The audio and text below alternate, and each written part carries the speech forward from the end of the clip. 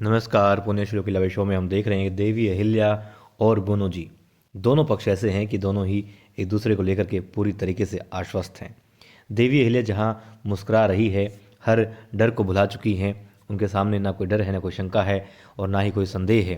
क्यों? क्योंकि उन्हें उनकी सहेली रेणु की ज़िंदगी मुस्कुराते हुए दिखाई दे रही है और बस उसी प्रयास में वो लगी हुई है कि कैसे उनके जीवन में मुस्कुराहट आ जाए, खुशियाँ आ जाए। और वहीं दूसरी तरफ गुन्नू जी और धना सरदार जी अपनी कोशिशों में लगे हुए हैं कि किसी भी प्रकार से कुछ भी कर करके, साम दाम दंड भेंट हर चीज़ लगा करके, बस कुछ भी कर करके युवराज खंडेराव को रोक दिया जाए। गद्दी पर बैठने से तो नहीं रोक पाए, मगर राजपूताना मुहिम पर सेनापति के रूप में जाने से उनको रोक दिया जाए। और इसीलिए बड़े ही ज़्यादा आश्वस्त नजर आ रही हैं जो षड्यंत्र उन्होंने रचा है उसको लेकर के। वहीं जहां बड़े सूबेदार जी राजपूताना मुहिम पर युवराज खंडेराव जाने वाले हैं तो उसी तैयारियों में लगे हुए हैं और जानना चाहते हैं युवराज खंडेराव ने क्या तैयारियां की हैं। हालांकि तैयारियों में तो उनको वक्त ही नहीं लगा, वो उलझे रहे रेणु और परीक्षित के मुद्दे में ही, समाज और परंपराओं के मुद्दे में ही। मगर अब जब उनके खुशहाल जीवन की लग रहा है कि हाँ बस होने वाला है, शुरुआत होने वाली है, तब वो परीक्षित और रेणु के साथ में गए हैं मंदिर में पूजा के लिए, आशीर्वाद प्राप्त करने के लिए। मगर आने वाले खतरे से अनजान है और मेरे ख्याल से हथियार भी कोई आसपास उनके दिखाई नहीं दे रहा है।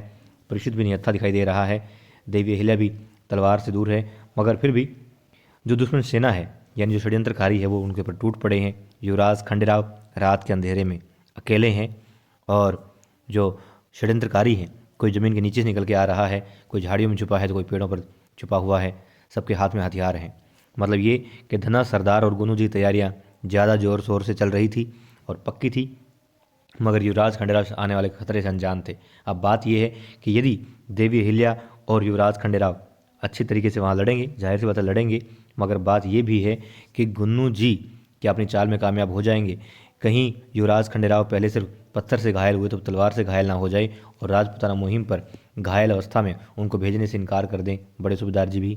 हालांकि वो खुद तो जाना चाहेंगे, बेशक कुछ भी हो जाए, और ऐसा लग भी नहीं रहा क्योंकि युवराज हैं और मतलब कि हर तरीके से निपुण है। देवी अहिल्या भी सारे शस्त्र चलाना जानती है और मौके पर तो कोई भी आपके पास हथियार आ जाए तो आप लड़ सकते हैं। और ज़रूरी नहीं, क्योंकि हाथ में हथियार नहीं, दिल में जज्बा होना चाहिए। और उनकी तलवार, दुश्मनों की तलवार ही मेरे ख्याल से युवराज खंडेराव के हाथ में आ जाएंगी और देवी अहिल्या भी, दोनों मिलकर लड़ेंगे। उन्हीं की तलवार होंगी, उन्हीं के सीने के आर पार होंगी और युवराज खंडेराव अपनी देवी अहिल्या और दोस्त परीक्षित और रेणु को सकुशल वापस ले आएंगे।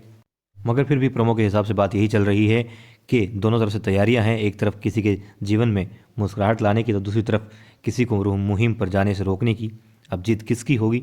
होनी तो सच्चाई की चाहिए, अच्छाई की चाहिए, और मेरे ख्याल से उसी की होगी। बाकी गुन्नू जी काफ़ी ज़्यादा मतलब आश्वस्त नज़र आ रहे हैं और अपनी इस चाल को लेकर के वो कहते हैं कि पंडित जी ने भी कहा है किसी ने, अब क्या दोबारा से पंडित जी को झूठा साबित करेंगे? क्योंकि पंडित जी ने तो कहा है कि वो राजपूताना मुहिम पर गुन्नू जी सेनापति के रूप में जाएंगे और ऐसा हमें लगता नहीं कि गुन्नू जी जा पाएंगे।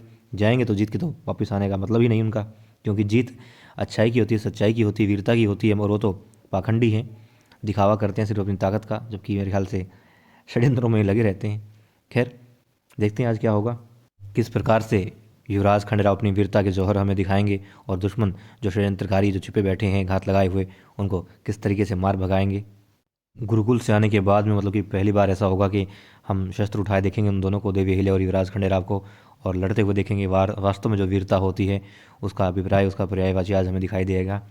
किस तरीके से घात लगाए हुए बैठे दुश्मनों को वो अंधेरे में उन्हीं के हथियारों से उन्हीं को मार भगाएंगे। मतलब मज़ा आएगा देखने में, क्योंकि राजा हैं, रानी हैं, युवराज हैं और वीरता बहुत शूरवीर रहे हैं वो, तो उसकी छोटी झलक आज मेरे ख्याल से देखने को मिलेगी।